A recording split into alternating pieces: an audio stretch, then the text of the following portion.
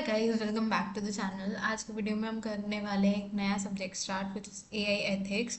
The subject is for semester 8। इसमें हमारी रहेंगी 4 यूनिट्स और आप एक बार अपना सब्जेक्ट कोड चेक कर लेना। तो आज इस वीडियो में हम कवर करने वाले हैं यूनिट 1 एंड आप वीडियो बहुत ध्यान से देखना सो दैट कि आपको सारी चीज़ें क्लियर हो और आपको ये पता चल जाए कि आपको एग्जाम्स में क्या लिखना है। एंड गाइज, अगर मेरे से पढ़ाने में मतलब लाइक थोड़ा सा आपको लगे कि ये ठीक नहीं पढ़ा रही है, हमें इससे ज़्यादा पता है, तो आप कमेंट सेक्शन में लिख सकते हो because I am a student as well. और ये सब्जेक्ट का मैंने एग्ज़ाम नहीं दिया है। I am also giving and I am also will be giving this exam in this particular semester. ठीक है। सो आप मेरे को करेक्ट कर सकते हो in the comment section and make sure कि आप अपना मेरा चैनल सब्सक्राइब कर लो। And let's begin with the video. सबसे पहले इस वीडियो में हम स्टार्ट करते हैं with the AI ethics definition कि एआई एथिक्स होता क्या है। तो एथिक्स वर्ड से हमें ये समझ आता है कि कुछ रूल्स एंड रेगुलेशंस होंगे कि आप एथिक्स लगाओगे उस पर। और एआई पे जब हम लगाते हैं तो एआई पे हम एथिक्स की बात क्यों इसलिए करेंगे, जिससे हमें एक रिलायबल, रिस्पॉन्सिबल और सेफ एआई मिले। तो कुछ एथिकल प्रिंसिपल्स रहते हैं जैसे कि fairness, transparency, accountability, privacy and safety. मतलब अगर हम एआई का यूज़ कर रहे हैं तो हम मेक श्योर करते हैं कि हाँ वो फेयर रहे, मतलब बायस ना हो कि मतलब किसी को ज़्यादा प्रायोरिटी दे रहा है, हमें कम प्रायोरिटी दे रहा है किसी भी रीज़न पे। और ट्रांसपेरेंसी रहे, उसमें अकाउंटेबिलिटी हो, कुछ प्राइवेसी हो। ऐसा ना हो कि जो भी हम उसको डेटा प्रोवाइड कर रहे हैं वही हमारे अगेंस्ट में यूज़ हो। सेफ्टी का सेम क्राइटेरिया रहता है उस पे भी कि मतलब सेफली हमारे जो भी डेटा है उसको सेफली यूज़ किया जाए। ओके। फिर हमारे पास नेक्स्ट आता है एआई एथिक्स। तो हम कुछ की प्रिंसिपल्स लेके चलते हैं जो एआई एथिक्स के होते हैं। उसमें कुछ गाइडिंग प्रिंसिपल्स आते हैं जिसमें हम एआई एथिक्स मतलब उसके कुछ रूल्स होते हैं और मोरल कॉन्सेप्ट्स होते हैं जो कि इन्फ्लुएंस करता है कि आपका जो सिस्टम है वो कितना ज़्यादा इंटेलिजेंट है या नहीं है। फिर कुछ रिस्पॉन्सिबल बिहेवियर हम देखते हैं इसमें, जिसमें एथिकल फ्रेमवर्क्स में हम इंश्योर करते हैं कि जो हमारा मॉडल है वो बहुत ज़्यादा सेफली बिहेव करे। ठीक है। अवॉइड करे एक्शंस को दैट में cause harm in the real world situations. मतलब ऐसा ना हो कि उसकी जो यूज़ है वो प्रॉपर ना हो जिस वजह से रियल वर्ल्ड में कुछ ना कुछ हार्म कॉज हो सके। देन फेयरनेस सिस्टम आउटकम्स रहते हैं उसमें कि फेयर जो भी चीज़ें हैं, या अगर आप किसी दो यूज़र ग्रुप्स में कोई एआई सिस्टम यूज़ कर रहे हो तो ऐसा ना हो कि ग्रुप ए को ज़्यादा ट्रीटमेंट अच्छा मिल रहा है as compared to group B. दोनों ग्रुप्स को इक्वली ट्रीट किया जाए, दोनों को इक्वल ट्रीटमेंट मिले, तो ये हम मेक श्योर करते हैं। फिर हमारे पास जो फोर्थ हमारा की प्रिंसिपल रहता है वो रहता है ट्रांसपेरेंसी एंड क्लियरिटी। कि मतलब आप जो भी चीज़ कर रहे हो वो क्लैरिटी से हो प्लस ट्रांसपेरेंट रहे दोनों में। मतलब ट्रांसपेरेंसी हो, ऐसा ना हो कि गलत चीज़ों को मतलब अंडरस्टैंड नहीं कर पा रहा है सिस्टम हमारा। ठीक है। सोसाइटियल कंसंट्रेशन की आपके जो भी सिस्टम डेवलप्स कर रहे हो वो क्या रहे कि आपका कल्चर, ह्यूमन राइट्स, इन सारी चीज़ों को भी मेक श्योर करके चले। ऐसा ना हो कि उनके अगेंस्ट में हमें सॉल्यूशंस मिल रहे हैं। नीड क्या है एआई एथिक्स की, जिससे हम बायसेस को रिड्यूस कर सके, एक्सप्लेनेबल डिसीजन हम मतलब बता सकें। फिर लीगल कंप्लायंस हम यूज़ कर सकें और उसमें यूज़र का जो कॉन्फिडेंस है वो भी बिल्ड कर पाए हम। कि मतलब अगर आप अपना डेटा हमें प्रोवाइड कर रहे हो तो आप इस चिंता में ना रहो कि आपका डेटा आपके ही अगेंस्ट में कहीं यूज़ हो। ठीक है। फिर हमारे पास हार्म प्रिवेंशन रहता है जिसमें अगर हम कोई भी एआई सिस्टम प्रिवेंट कर रहे हैं, मतलब सॉरी डेवलप कर रहे हैं, तो वो इस तरह से रहे कि वो डिस्क्रिमिनेशन ना करे या हार्म आपको कॉज ना करे, हार्म प्रिवेंटेंट हो। कि मतलब आप उससे आपको कोई हार्म कॉज नहीं होगा। Then we have practices of AI जिसमें हम डेटा कलेक्शन लेते हैं कि आप प्रैक्टिसेस मतलब आप एआई एथिक्स को कैसे प्रैक्टिस में ला सकते हो। सबसे पहले आप डेटा कलेक्ट कर सकते हो, आप कुछ डेटा बेसिस बना सकते हो ऑन द बेसिस कि आपको किस टाइप का सिस्टम चाहिए। हम कुछ रेगुलर बायसिंग टेस्ट कर सकते हैं कि मतलब फेयरनेस मेट्रिक्स हम कैलकुलेट कर सकते हैं कि हमारा जो मॉडल है वो कितना ज़्यादा फेयर है दूसरे लोगों के लिए। ट्रांसपेरेंसी एंड एक्सप्लेनेबिलिटी, हम ये सारी चीज़ें भी हम कर सकते हैं उसमें इम्प्लीमेंट सो दैट कि हम समझ पाएँ कि हमारा जो मॉडल है वो यूज़र के इनपुट को कितना अच्छे से ग्रैब कर रहा है, उस चीज़ को समझ रहा है कि यूज़र की क्या requirements and all.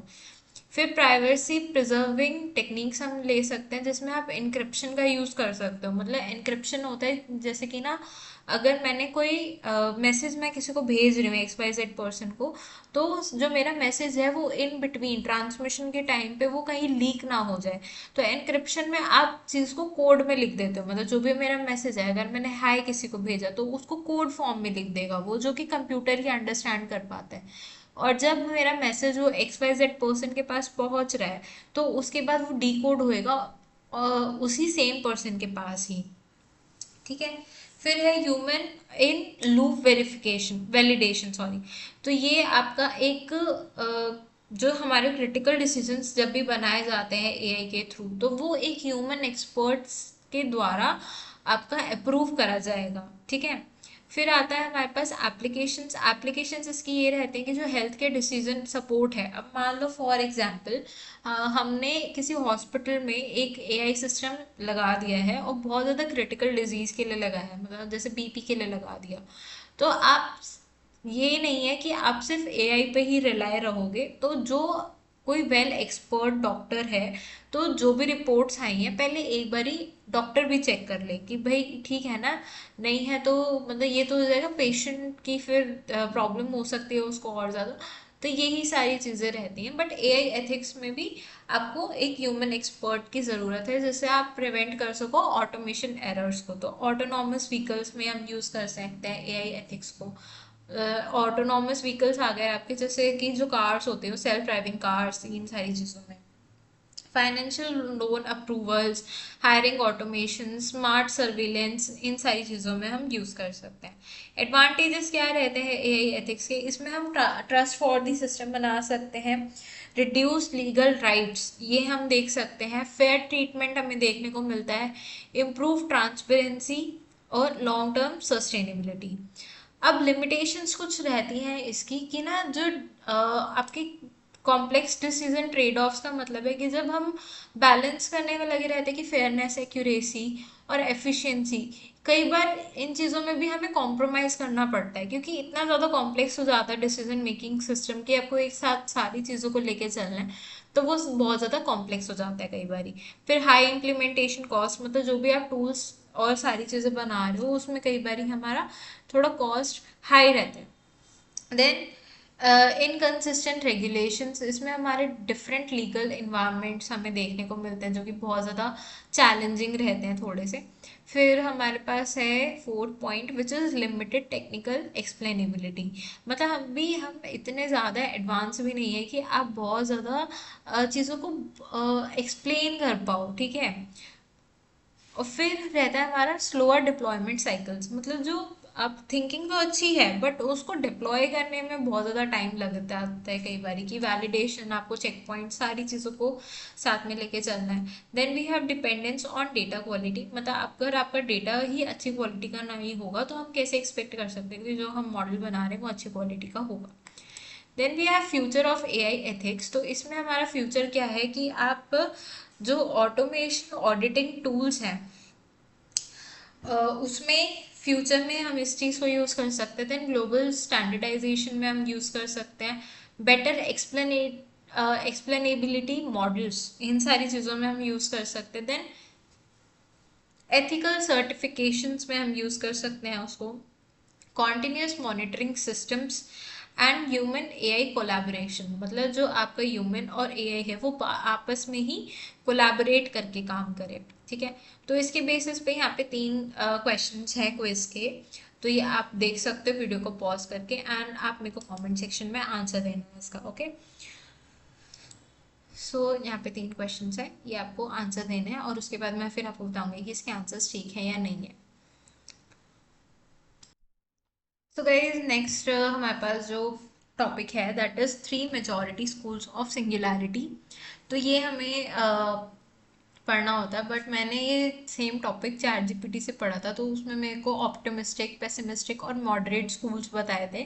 But I don't know कि वो ज़्यादा सही था, क्योंकि मैंने यहाँ पे जब थोड़ा सा रिसर्च किया गूगल पे तो मेरे को यही 3 चीज़ें मेरे को देखने को मिली, जिसमें एक्सेलरेटिंग चेंज, इवेंट होराइजन और इंटेलिजेंस एक्सप्लोजन। ये सारी चीज़ें मेरे को देखने को मिली, तो इस टॉपिक के बारे में आई गेस यही ज़्यादा बेटर होगा। तो ये this is the name of the researcher जिन्होंने ये सारी सिंगुलैरिटी के जो 3 मेजर स्कूल्स हैं इनको डिवीजन दिया है इसका। तो सबसे पहले आता है एक्सेलरेटिंग चेंज। तो ये क्या होता है, ये हमारा जो है ये argues that technological advancement feeds on itself causing progress on occurring exponentially rather than linearly. तो मतलब ना जो हमारा एआई सिस्टम्स हैं वो अपने आप में ही फीड अप करते रहते हैं, मतलब अपने आप ही पहले वैल्यूज़ देते हैं और उसके बाद जो उनका एडवांसमेंट है वो एक्सपोनेंशियली एक्सपोनेंशियल वैल्यूज़ में इंक्रीज होता है। मतलब जैसे अगर मान लो अगर हमने टू टू यूनिट्स में हमने कोई भी इंफॉर्मेशन पास करी और बाद में जब एआई मॉडल थोड़ा एडवांस होता गया तो उसमें जो वैल्यू आएगी तो वो 2 raised to the power 2 होगी। ठीक है, फिर मतलब 4 यूनिट्स हो जाएगा वो, और मे बी हो सकता है कि 4 का ही 2 एक्सपोनेंट इंक्रीज हुए, मीन्स 16 इंक्रीज होएगा, फिर 16 का स्क्वायर। तो इस टाइप से इंक्रीज होता है, ऐसा नहीं कि लीनियरली वो इंक्रीज हो रहा है कि मतलब 1 फिर 2 फिर 3 या 4। तो इस टाइप से इंक्रीमेंट नहीं होता। ठीक है, तो इसमें एक्सलरेटिंग चेंज इसलिए लिखा हुआ है। Then we have event horizon. तो इवेंट होराइजन क्या होता है, ये हमारा पोसेट्स करता है फ्यूचर टेक्नोलॉजी को, कि जो फ्यूचर टेक्नोलॉजी है वो एक टाइम पे इतनी ज़्यादा एडवांस हो जाएगी जहाँ पे सुपर इंटेलिजेंट माइंड्स हमारे क्रिएट हो जाएंगे। ठीक है, जो कि हमारा रिजल्ट को मतलब future impossible, sorry, resulting future impossible to predict. इतना ज़्यादा सुपर इंटेलिजेंट माइंड्स क्रिएट हो जाएंगे फ्यूचर में कि वो सारी चीज़ें हमें प्रिडिक्ट करके बता देंगे। अब इसमें क्या है कि यहाँ पे ना कुछ इस टाइप का बता देंगे कि जैसे ब्लैक होल के आगे कुछ है ही नहीं, हम ये सुनने को मिलता है, तो सिमिलर कॉन्सेप्ट इसका भी रहेगा। Then we have intelligence explosion. इसमें क्या होएगा, ये हमारा फोकस करता है एक स्पेसिफिक मैकेनिज्म को जहाँ पे एआई रिकर्सिवली अपने आप को इम्प्रूव कर रहा है। ठीक है, इसमें एक सडन और रैपिड एक्सेलरेशन हमें देखने को मिलता है जहाँ पे कि हम ह्यूमन लेवल इंटेलिजेंस और सुपर इंटेलिजेंस इन सारी टर्म्स को हम और अच्छे से समझ सकते हैं। तो आप इसके बारे में थोड़ा सा और रिसर्च कर सकते हो। बट ये देखो यहाँ पे अगर आप इसको गूगल पे लिखोगे ना तो आपको काफ़ी सारे चीज़ आपको ऑलरेडी मिल जाएगा। Okay guys, so next topic है हमारा value alignment problem in AI. तो वैल्यू अलाइनमेंट प्रॉब्लम एक ऐसा प्रॉब्लम है या एक ऐसा चैलेंज है जो कि हमें इंश्योर करता है कि हमारा एआई सिस्टम हमारी गोल्स, बिहेवियर्स और एक्शंस को कंसिस्टेंटली काम कर रहा है with human ethics, intentions and values. ठीक है, तो इसमें ना की एक्सपेक्ट्स ये रहते हैं कि अलाइन वो हमारे अकॉर्डिंग नहीं हो पा रहा है, कि मतलब जो हमारे एथिक्स हैं या हमारी वैल्यूज़ है। फॉर एग्जांपल अगर एआई हमें बोल दे कि आपको अगर कोई परेशान कर रहा है तो उसका मर्डर कर दो, तो वो हमारे वैल्यूज़ के अकॉर्डिंग नहीं है, वो हमारे एथिक्स में है ही नहीं। ठीक है, हम परेशान हैं, हमें कोई सॉल्यूशन चाहिए, इसका ये मतलब नहीं कि आप किसी का मर्डर कर दो। तो ये सारी चीज़ें कई बार ये अलाइनमेंट प्रॉब्लम्स हो जाती है, बट हर बार ये आंसर नहीं देता है एआई। ये एक बेसिक सा मैंने एग्जाम्पल दिया था। ठीक है, देन वी हैव की एक्सपेक्ट्स ऑफ अलाइनमेंट प्रॉब्लम्स। मतलब की एक्सपेक्ट्स क्या है, तो इसमें कुछ सॉरी मिस इंटरप्रिटेटेड गोल्स हमारे रहते हैं जिसमें एआई सिस्टम हमारे वैसे तो टेक्निकली वो करेक्ट होता है लेकिन वो कुछ इस तरह की चीज़ें बता देता है जो कि हमारे मतलब एक्शंस को वॉयलेट करता है। ठीक है, टेक्निकली वो चीज़ करेक्ट होती है बट हमारे अकॉर्डिंग वो ठीक नहीं है। तो फिर है यहाँ पे रिवॉर्ड हैकिंग। रिवॉर्ड हैकिंग का मतलब होता है जो एआई है वो कई बार ऐसे वेज को फाइंड आउट कर लेता है जिसमें हम मैक्सिमाइज कर सकते हैं डिज़ाइन या designated reward function without achieving the intended outcome. Okay, then we have value identification. तो वैल्यू आइडेंटिफिकेशन क्या होता है, एक मेजर डिफिकल्टी रहती है, एक लाई करती है वहाँ पे जहाँ पे आपका accurately defining and programming complex सारी चीज़ें हमारी अकॉर्डिंगली नहीं चलती हैं। Then we have core eligibility जिसमें हमारे एआई सिस्टम्स अपने आप में इंश्योर करते हैं कि वो करेक्ट है, स्टॉप्ड है और शट डाउन है bye humans without resisting. Okay, अब क्या मैटर करती हैं चीज़ें कि आपकी जो सेफ्टी और रिलायबिलिटी है वो मैटर करती है, एथिकल कंस्ट्रेंट्स हमारे मैटर करते हैं, और long term safety, because safety हर किसी को चाहिए, ऐसा ना हो कि आपका जो डेटा है वो आपके ही अगेंस्ट फ्यूचर में यूज हो। अब हम देखते हैं कि की प्रिंसिपल्स क्या रहते हैं, जैसे हम एक अच्छा एआई, सेफर एआई बना सकते हैं। तो अब यहाँ पे हम सीधा बात करते हैं कोर प्रिंसिपल्स के बारे में। तो यहाँ पे एक ह्यूमन सेंट्रिसिटी एंड सेफ्टी रहता है कि मतलब जो ह्यूमन है वो अपने लिए ही एआई बना रहा है, बट ऐसा ना हो कि एआई उसके ही अगेंस्ट में यूज हो या कुछ हार्मफुल कॉन्सिक्वेंसेस आगे हमें देखने को मिले। तो मेन मोटिव, मेन गोल यही रहना चाहिए कि ह्यूमन को ही हार्म ना कर दे, ऐसा ना हो कि ह्यूमन ही रिप्लेस हो रहे हैं बाय एआई, जो चीज़ एक्चुअल में हो रही है आजकल, बट स्टिल ह्यूमन को बिल्कुल ख़त्म ना हो जाए। ठीक है। Then we have transparency and explainability, मतलब आप जो भी चीज़ बना रहे हो या कोई भी अगर आप डिसीजन ले रहे हो तो वो अंडरस्टैंडेबल हो टू द स्टेक होल्डर। मतलब फॉर एग्जाम्पल मान लो मैंने किसी क्वेश्चन का आंसर मांगा, तो मुझे को उसका एक ऐसा रीज़न चाहिए जो कि मैं ह्यूमन समझ पाऊँ। ऐसा ना हो कि एआई ने दे दिया, एआई ने ही समझ लिया, उसने बाइनरी अपनी लैंग्वेज में लिख के दे दिया मेरे को चीज़, मुझे कुछ समझ ही नहीं आ रहा है। ठीक है। फिर रहता है कि फेयरनेस एंड नॉन डिस्क्रिमिनेशन हो, मतलब किसी भी बेसिस पे, रेस, जेंडर, आपका सोशियो इकोनॉमिक स्टेटस, इस बेसिस पे आपको ट्रीटमेंट अलग से नहीं मिलना चाहिए यूजिंग एआई। मतलब ऐसा ना हो कि अगर मैं फीमेल हूँ तो मेरे को अलग ट्रीटमेंट मिलेगा एआई के थ्रू एंड मेल को अलग ट्रीटमेंट मिलेगा एआई के थ्रू। या अगर हमारा रेस, जिसमें जो ब्लैक या वाइट या फिर आपका जो भी सारी चीज़ें होती हैं, उसके बेसिस पे भी डिस्क्रिमिनेशन नहीं होना चाहिए। नेक्स्ट पॉइंट है हमारे पास अकाउंटेबिलिटी एंड गवर्नेंस, जिसमें हम क्लियर लाइंस ऑफ रिस्पॉन्सिबिलिटीज देखते हैं जो कि एग्जिस्ट करती हैं एआई आउटकम्स के बीच में, with developers, operators, accountable systems for system actions, ये सारी चीज़ें। नेक्स्ट आता है प्राइवेसी एंड डेटा गवर्नेंस, जिसमें हम कुछ स्ट्रिक्ट पर्सन प्रोटेक्शन रूल्स लगाते हैं एआई पे, जिससे कि हमारा personal data AI life cycle में गलत तरीके से ना यूज़ होए। ठीक है। फिर हमारे पास रहता है सिक्योरिटी एंड रोबस्टनेस, जिसमें आपका जो भी डेटा है वो मतलब मेलिशियस मिसयूज से बचा रहे और टेम्परिंग से भी सेफ रहे, अनऑथराइज एक्सेस उसमें ना हो।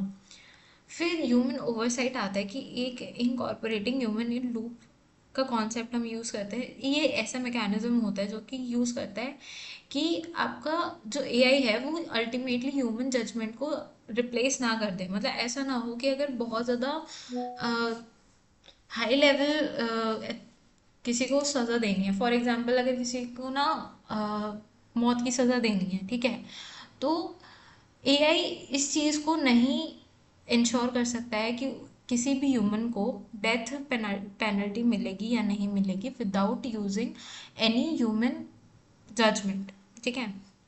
फिर टेक्निकल रोबस्टनेस और रिलायबिलिटी, ये सारी चीज़ें भी हम इसमें देखते हैं। ये भी हमारा मैल फंक्शंस को डिटेक्ट और फिक्स करने में यूज़ होता है। बाकी इस वीडियो में इतना ही। ठीक है। और अगर आपको थोड़ा सा और किसी और सब्जेक्ट के बारे में चाहिए हो तो आप मेरे को बता सकते हो। बाकी आप चैनल को सब्सक्राइब करना, वीडियो को शेयर करना, लाइक करना, एंड थैंक्स फॉर वॉचिंग।